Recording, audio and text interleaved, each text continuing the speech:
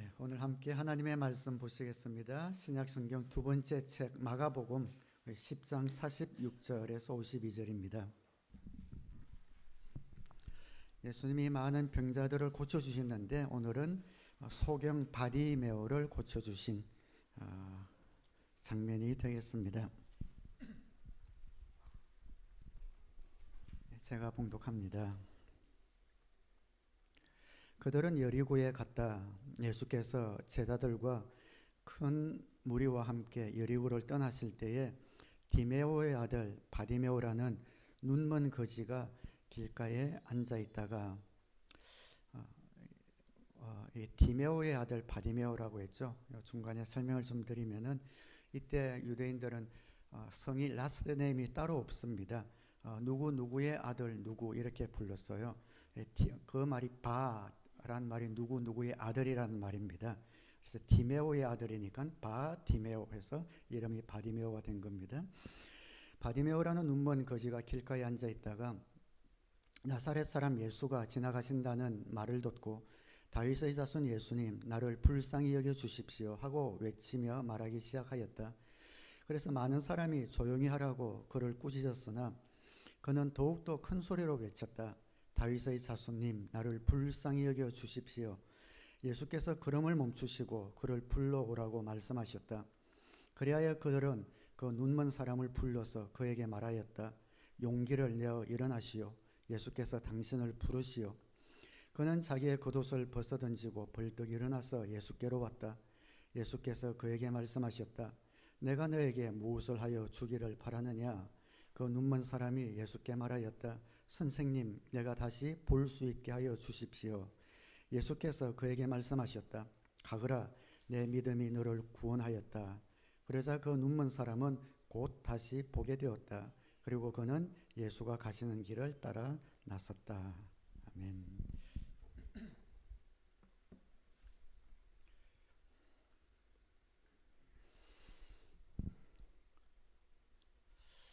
오늘은 우리 예수님이 어떤 분인지 하나님이 어떤 분인지 소개해 드리려고 합니다.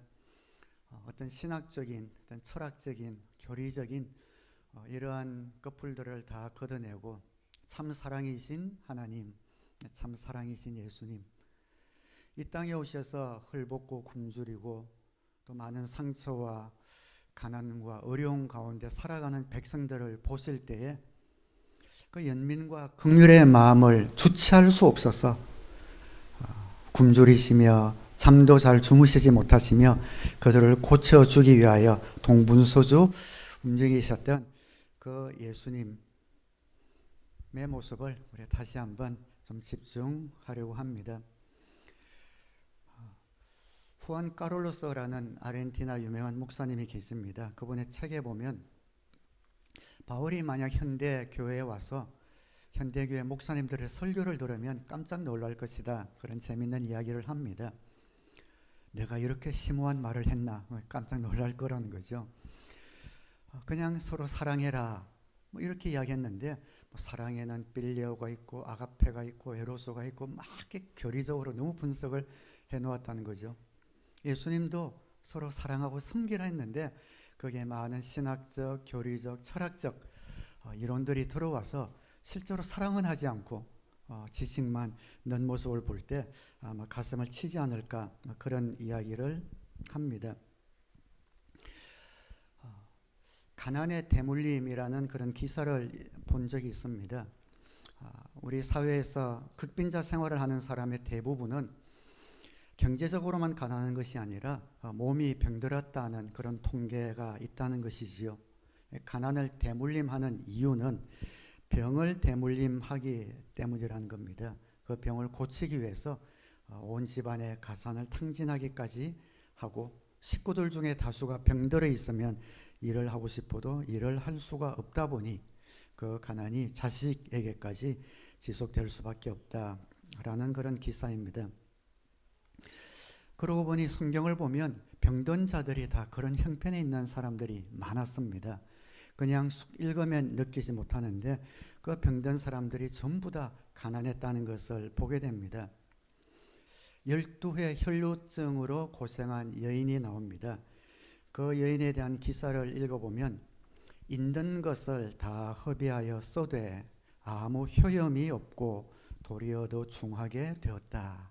그렇게 기록이 되어져 있습니다. 병만 든 것이 아니라 그 병을 고치려고 가정에 있는 모든 것을 다 허비하여 써되 아무 효염이 없었다. 가산도 다 탕진해버리고 병도 있는 거죠. 그런 백성들이 예수님 눈앞에 너무 많이 펼쳐져 있는 겁니다. 목자 없이 유리하는 양과 같구나. 그들에게 찾아가서 그들을 고쳐주시고 그들을 회복시켜 주신 그 첫 번째 목적은 불쌍해서 하나님의 자녀들인데 이 땅 가운데서 깨어지고 고난받는 그런 모습들이 그 연민의 마음으로 주님께서 찾아가셔서 손을 만져주시고 고쳐주셨습니다. 예수님의 치유사역은 신학적으로 접근해서만은 이해할 수가 그래서 없습니다. 그 예수님의 마음을 갖고 그들을 바라볼 때 주님이 왜 그렇게 열정적으로 그들을 품어주셨는가를 비로소 이해할 수 있습니다. 그런 의미에서 하나님이 우리를 연단시키기 위해서 가난도 주시고 병도 주셨다라는 그런 신학적인 주장도 있기는 합니다. 어느 정도 일리가 없지 않는 것은 아닙니다만 꼭 맞는 것은 아닙니다. 하나님이 연단시키려고 일부러 환난이나 사고나 병을 주시지는 않습니다. 이 땅이 불완전하기 때문에 깨어졌기 때문에 이 땅을 살아가면서 어쩔 수 없이 병이 들고 사고를 만납니다. 하나님이 연단시키려고 일부러 주신 것이 아니라 그런 것을 만날 수 있습니다. 그럴 때 그 사고나 질병조차도 하나님이 개입하시면 협력해서 선을 이루도록 역사하시는 것이 일부러 우리를 훈련시키기 위해서 그것을 주시지는 않습니다. 예수님은 병든 사람, 고난당한 사람 앞에서 철학을 논하지도 않았고 신학을 논하지도 않았습니다. 찾아가서 그들 고쳐주시고 만져주시고 안아주시고 품어주셨습니다. 친정어머니가 오랜만에 찾아온 딸이 집에 돌아갈 때 빈손으로 돌아가지 않고 손에 뭐라도 쥐어져서 들려보내는 것처럼 주님이 그런 마음이신 거죠. 주님 앞에 찾아온 사람들을 빈손으로 돌려보내기 싫은 겁니다. 뭐라도 쥐어보내서 회복시켜서 변화시켜서 채워서 보내고 싶은 겁니다. 그래서 복음을 전파하셨고 병자를 고쳐주셨고 제자들에게도 가서 귀신을 쫓아내고 병자들을 고치라고 그렇게 능력을 들려보내 주셨습니다. 우리를 향한 하나님의 뜻입니다. 우리가 건강하고 마음도 건강하고 몸도 건강하고 또 물질적으로도 궁핍하지 않아서 다른 사람을 섬기고 도우며 우리 가족도 화목하게 살 수 있도록 하나님이 그런 복을 우리가 누리는 것, 하나님의 뜻입니다. 너희를 향한 내 생각은 재앙이 아니라 평안이다. 하나님은 그 얼굴을 향하여 드사 복 주시기를 원하시고 평강 주시기를 원하노라. 나로 환난을 벗어나 근심이 없게 하소서. 그래서 우리 그리스도인은 뭔가를 받는 사람이 아니라 하나님으로부터 사랑과 은혜를 받아서 주는 사람이 그리스도인이죠. 복음이 들어간 곳마다 기독교가 들어가는 나라마다 베푸는 일, 돕는 일이 용성하게 일어나는 이유가 여기에 있습니다. 이것을 알고 우리가 신앙생활을 출발했으면 좋겠습니다. 하나님은 사랑의 하나님, 나에게 주시기 원하시는 분, 나를 치유하시고 회복하기 원하시는 분, 이것을 알아야 우리가 하나님 앞에 담대히 구할 수 있습니다. 이것을 알지 못하면 자꾸만 다른 이론을 갖다 붙입니다. 뭐 뜻이 있겠지, 뭐 그럴 수도 있지 하면서 내 삶을 향한 간절한 간구를, 내가 회복되고 변화되기 원하는 그 간구를 직설적으로 간절하게 하나님 앞에 옮겨드릴 자신이 없는 겁니다.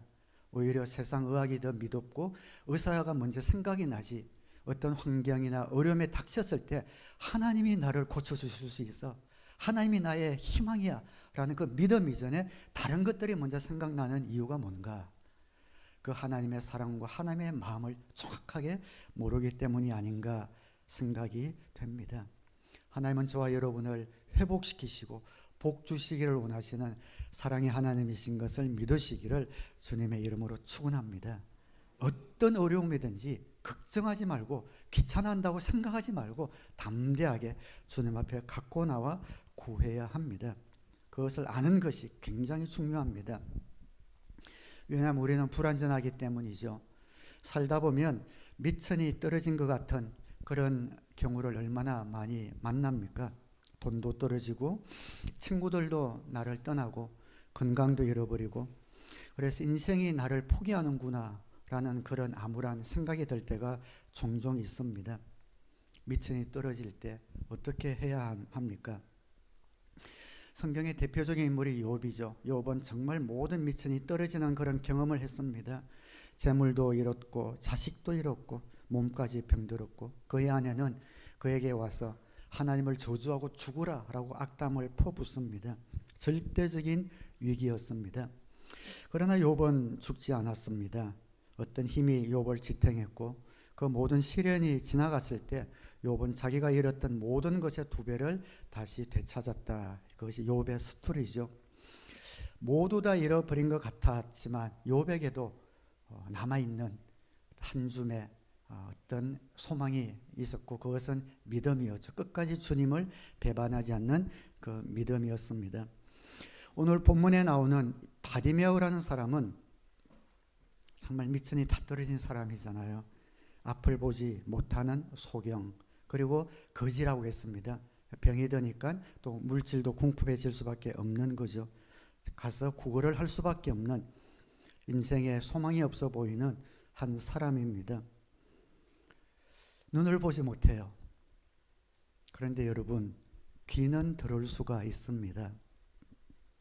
47절의 말씀을 준비하면서 제 시선이 한참 머물렀습니다. 나사렛 사람 예수가 지나가신다는 말을 듣고, 주님을 보지 못했어요. 들었습니다. 예수님을 들었습니다. 눈으로 보지 못했지만 귀로는 들었습니다. 그 들은 것 붙들고 바디메오는 주님을 의지했고 그것으로 충분했습니다. 사람마다 핸디캡이 없을 수가 없지요. 그러나 그 핸디캡이 그 사람을 믿음의 사람으로 만드는 것을 가로막을 수는 없습니다. 난 이것이 부족하고 저것이 없어서 주님 앞에 나가지 못해. 그런 것 없습니다. 눈이 보이지 않더라도 귀가 들렸습니다. 하나가 더 있네요. 입으로 말할 수도 있었습니다. 나사렛 예수가 온갖 병자들을 고친다는 소문을 듣고 그가 내 앞을 지나가기만 하면 내 인생도 살아날 거야 라는 소망을 품고 있었고, 드디어 예수가 지나가는 소리를 듣고 그의 입을 크게 열어 다윗의 자손 예수여 나를 불쌍히 여기소서 소리를 질렀습니다. 그 소리가 바디메오의 운명을 바꾸어 놓았습니다. 우리 한국 속담에도 이가 없으면 잇몸으로라는 말이 있죠. 성경적인 그런 속담 같아요. 바디메오가 눈도 멀고 돈이 없지만 그럼에도 그에게 남아있는 것 있었습니다. 미천이 다 떨어진 것 같지만 그러나 여전히 주님을 붙들 수 있는 무언가가 우리에게 남아 있습니다. 내게 없는 것 한탄하지 말고 있는 곳으로 하나님께 나아가는 복된 여러분 되시기를 주님의 이름으로 축원합니다. 내게 없는 것 가지고 한탄하거나 원망하지 말고 있는 곳으로 우리는 하나님을 섬기고 이웃을 섬길 수 있습니다. 우리가 선택하기 나름이고 믿음의 눈으로 보기 나름입니다. 우리 교회도 없는 것을 찾자면 한없이 부족하죠. 우리 건물도 없죠. 의자도 좀 불편하죠. 여러 가지 따지다 보면 없는 것 천지이죠. 그러나 우리에게 주신 것이 있지 않습니까? 저는 우리 교회 청년들이 이렇게 늘어나는 것이 얼마나 배가 부른지 모르겠어요. 주일마다 예배하러 와서 초롱초롱하게 찬양하고 말씀을 듣는 성도님들을 볼 때 얼마나 감사한지 모르겠어요. 여기 1000명, 10,000명이 있는 것 이상으로 토요일 저녁이 되면 성도님들 만날 그런 어떤 기대, 그런 설레임이 매주 토요일마다 저에게 있습니다. 부족한 건 많지요. 근데 그 부족한 걸 끄집어내고 불평하고 투정하기 시작하면은 공동체 전체가 막 분위기가 가라앉을 겁니다. 부족한 것은 기도로 맡기고 주신 것을 감사하는 겁니다. 우리가 그렇다면 그런 것이고 아니라면 아닌 것입니다. 나는 약해, 나는 없어 하면 우리는 약한 자가 되는 것이고, 그럼에도 불구하고 난 하나님의 자녀야, 우리에게 주신 하나님의 은혜가 너무 많아 하면은 은혜가 더 넘치는 겁니다. 비교하지 않는 겁니다. 엘리사 선지자가 과부에게 물어보았습니다. 너희 집에 무엇이 있느냐? 가난한 과부의 집에 무엇이 있겠습니까? 그런데 있는 것이 있었죠. 병에 기름이 조금 남아 있습니다. 두 아들에게 모든 항아리를 다 가지고 오라 해서 다 항아리를 가져왔더니 그 조그만 기름을, 남아있는 기름을 항아리마다 가득 채운 기적을 이 과부에게 베풀어 주었습니다. 예수님이 빈들에서 말씀을 전하는데 사람들이 하루 종일 굶었습니다. 저녁이 돼서 흙이 졌는데 먹을 것이 없어요. 너희 중에 먹을 것이 있느냐 했을 때 한 소년이 자기가 먹으려고 싸운 도시락이 있었지요. 물고기 5병이요, 2마리죠. 떡이 5개, 떡 5개와 물고기 2마리가 있었습니다. 그것을 가지고 주님 손에 얹혀졌을 때에 5,000명을 먹이고도 남는 하나님의 역사를 경험할 수 있었습니다. 겨자씨만한 작은 믿음이라도 저와 여러분에게 있으면 됩니다. 하나님은 있는 자에게는 더 주고 없는 자에게는 있는 것까지 빼앗아간다. 부익부 빈익빈, 경제 원칙에는 안 좋지만 하나님 나라의 원칙입니다.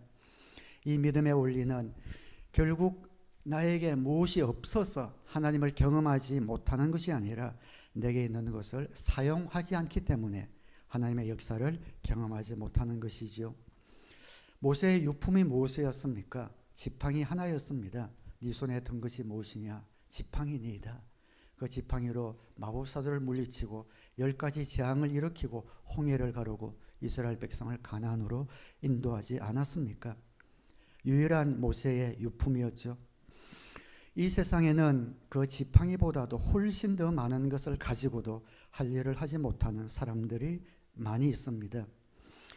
사랑하는 여러분의 인생을 살다가 모든 기력이 떨어진 것 같고 내 인생의 기름이 희미해지는 것 같고 미천이 떨어진 것 같을 때, 마지막 한 줌의 기력밖에 남지 않았다고 여겨질 때 그 한 줌의 기력을 가지고 하나님을 바라보시기 바랍니다. 그 기력으로 사람을 원망하지 않고 내 인생을 한탄하지 않고 마지막 그 기력으로 하나님을 향하여 방향을 트시고 하나님께 여러분의 목소리를 다하여 외쳐보기 바랍니다. 예수님 십자가 우편의 한 강도는 평생 다른 사람을 해하는 삶을, 손해씩 보는 삶을 살았다가 마지막 순간에 한 줌의 기력, 한숨의 기력밖에 남지 않았을 때 예수님을 바라보고 그의 지친 고개를 간신히 들어올려 오늘 당신이 당신의 나라에 임할 때에 나를 기억하소서라고 주님을 불렀을 때 그는 구원받은 하나님의 자녀가 되었습니다. 히스기야 왕은 이제 당신은 죽습니다. 당신 집안의 모든 것을 정리하시오. 이 말을 듣고 마지막 남은 그 기력으로 무릎을 꿇고 벽을 향하여 간절하게 기도합니다. 그때 하나님이 그의 수명을 15년 연장시켜 주셨습니다. 아까 엘리사 선지자 나왔는데 엘리사 선지자의 스승인 엘리야 선지자가 사르밧 과부에게 갑니다. 먹을 것이 있느냐? 마지막 남은 떡 반죽 가루가 있는데 이것으로 떡을 만들어서 우리 아들과 먹고 마지막으로 죽으려고 하는 이 밀가루 조그만 반죽밖에 남아있지 않습니다. 그렇게 이야기합니다. 그때 선지자가 네가 하나님의 사람을 섬기라. 그 떡으로, 그 반죽으로 떡을 만들어 나에게 섬기라. 그러면 내가 하나님의 사심을 가리켜 맹세하노니 너의 집에는 이 땅에 비가 다시 올 때까지 그 통에 밀가루가 끊어지지 않고 병의 기름이 마르지 아니할 것이다 라고 이야기해 줍니다. 그래서 그 떡을 만들어 엘리사 선지자에게 드렸을 때 그 집에 밀가루가 끊이지 않고 기름이 마르지 않는 하나님의 능력을 맛보게 됩니다. 인생의 여러 풍파가 우리를 쳐서 낮은 곳으로 끌어내리려고 할 때 항상 우리는 우리의 방향을 바로잡고 하나님을 바라보고 믿음을 선택해야 합니다. 믿음은 선택입니다. 신명기 30장 19절에 나는 오늘 하늘과 땅을 증인으로 세우고 생명과 사망, 복과 저주를 당신들 앞에 내놓았습니다. 당신들과 당신들의 자손이 살려거든 생명을 택하십시오. 때로는 생명이 거저오는 것이 아니라 선택해야 될 때가 있습니다. 하나님의 은혜가 우리 가운데 강력하게 임하지만 많은 경우에 그 은혜는 우리의 믿음과 맞장구 칩니다. 우리의 기력이 다 떨어져 있을 때라도 겨자씨만한 하나의 믿음이라도 주님 앞에 보탤 때 그때 은혜가 폭발하는 것을 보게 됩니다. 사람들이 찾아오기를 기다리지 마시고 여러분이 먼저 찾아가시기 바랍니다. 나에게 주신 것으로 하나님을 섬기고 이웃을 섬기기를 바랍니다. 우리 고향 생각이라는 우리나라 대표적인 가곡, 곡도 참 좋긴 한데 가사는 별로 마음에 안 들어요. 해는 져서 어두운데 찾아오는 사람 없어. 너무 우울하지 않아요? 찾아오는 사람 없으면 내가 찾아가면 되지.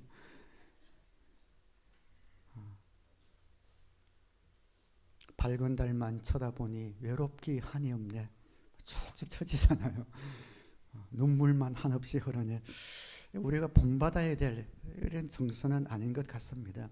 믿음이 돌아온 사람은 이런 노래 자주 부르면 안 될 것 같아요. 사람이 안 찾아오면 찾아가세요. 다른 사람 연락 안 옵니까? 먼저 연락하세요. 받는 것보다 주는 것. 이것이 우리 믿는 사람들의 삶의 모습 아니겠습니까?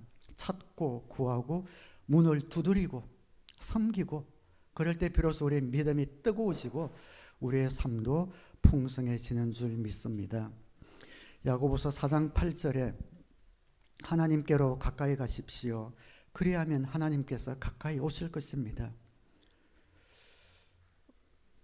먼저 가까이 가래요. 하나님 저에게 찾아오세요. 저를 만져주세요. 고쳐주세요. 하는데 먼저 뭐 하라고요? 하나님께로 가까이 가십시오. 마지막 남은 그 기력이라도 있으면 하나님을 붙드십시오. 하나님을 향해 방향을 트십시오. 그러면 하나님께서 가까이 오실 것입니다. 하나님께서 우리에게 가까이 오기를 기다리지만 말고 하나님께 가까이 가세요. 하나님이 우리에게 뭘 주시기만을 기다리지 말고 내게 있는 것을 하나님께 드리세요. 우리 문제는 주님께 무엇을 더 받지 못해서가 아니고 내 염려와 내 생각과 나의 삶을 그분에게 드리지 못하기 때문에 생기는 문제가 많다. 이런 생각 우리가 한 번쯤은 해봐야 되지 않겠습니까? 여호와 예수님을 부릅니다. 주변 사람들은 그를 막 격려해 주는 게 아니라 만류합니다. 시끄럽다고 이렇게 막 막았습니다. 사람들은 우리에게 큰 도움이 되지 못할 때가 많아요. 우리가 신앙에 열심을 내려고 할 때 주변에서는 격려하는 소리보다 만류하는 소리가 더 많습니다. 적당히 믿어. 유별나게 믿으려고 해. 그렇게 만류하는 소리가 많습니다. 사랑하는 여러분, 저와 여러분을 구원하실 수 있는 분은 하나님밖에 안 계신 줄 믿습니다. 사람이 만류하고 사람들이 이 말하고 저 말하고 하더라도 그 사람은 내 삶을 책임질 수 없습니다. 누가 이렇다더라, 누가 저렇다더라 그런 말에 귀 많이 기울이지 말기를 바랍니다. 하나님을 바라보고 하나님께 구하십시오. 바디메오가 그것을 했지 않습니까? 만류하는데도 뿌리치고 더 큰 목소리로 다윗의 자손 예수여 나를 불쌍히 여기소서 소리칩니다. 그때 비로소 어떤 일이 일어납니까? 49절에 예수께서 걸음을 멈추시고 영어 성경에는 Jesus stopped라고 기록되어 있습니다. 예수님이 멈추셨어요. 여러분 기차 지나갈 때 여러분 손 든다고 기차가 멈춥니까? 비행기 지나갈 때 여러분 손 든다고 비행기가 멈춥니까? 대통령이 행차할 때 여러분이 손 든다고 대통령이 그 걸음을 멈춥니까? 예수님이 멈추셨어요. 온 천하 만물, 우주 만물을 창조하신 하나님이신 그분이 하찮고 보잘것없는 소경 바디메오가 손들었을 때, 소리쳤을 때 그 걸음을 멈추셨습니다. 이 땅에 온 우주의 왕이신 그분이 친히 그 걸음을 멈추셨습니다. 지극히 작은 자가 부를지라도 예수님은 서십니다. 다가오셔서 만지시고 치유해 주십니다. 누가 나를 부르느냐? 네 믿음이 너를 구원했다. 그 순간 바디메오의 눈이 치유를 받습니다. 우리가 주님께 보여드리는 작은 사랑, 주님께 보여드리는 작은 믿음, 작은 희생, 섬김이 결코 헛되이 돌아오지 않을 것입니다. 마태복음 11장 12절을 세례자 요한 때로부터 지금까지 하늘나라는 힘을 떨치고 있다. 그리고 힘을 쓰는 사람들이 그것을 차지한다. 세 번역은 굉장히 아름답게 번역을 잘했는데 개역 성경에는 천국은 침략이죠. 천국은 침노하는 자의 것이다. 침노하는 자는 얻느니라. 그렇게 기록되어 있는 것을 세 번역에는 알기 쉽게 풀어 썼습니다. 저는 이 성구를 굉장히 좋아해요. 저는 성격적으로 침략하고 공격하고 이런 성격이 아닙니다. 그런데 천국은 침노하는 자의 것이다. 끊임없이 그 나라를 힘으로, 열정으로, 섬김으로 치고 들어가서 그 하늘나라에 내 마음을 쏟는 만큼 하늘나라의 은혜와 능력이 내 것이 된다. 이런 마음이 제 마음 가운데 있습니다. 겉으로는 조용하지만 끊임없이 저는 천국을 침노하며 살아갑니다.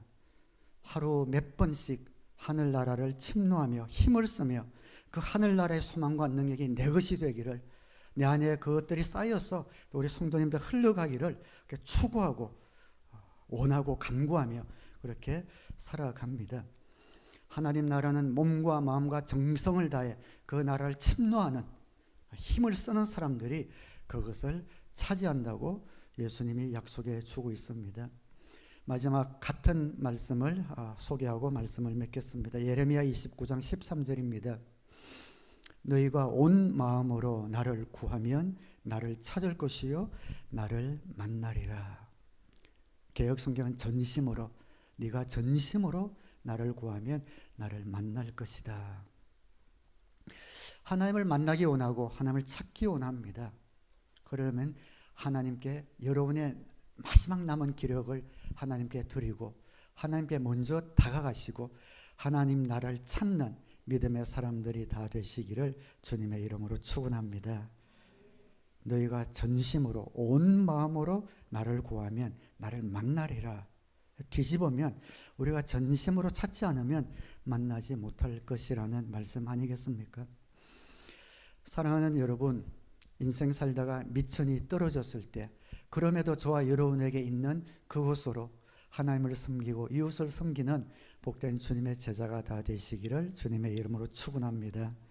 그럴 때 하나님의 은혜는 우리의 작은 믿음을 마중물 삼아 역사하시는 것을 깨달아서 언제나 여러분의 삶의 방향을 주님께 천국에 잇대어 살기를 다시 한번 축원합니다. 기도하겠습니다.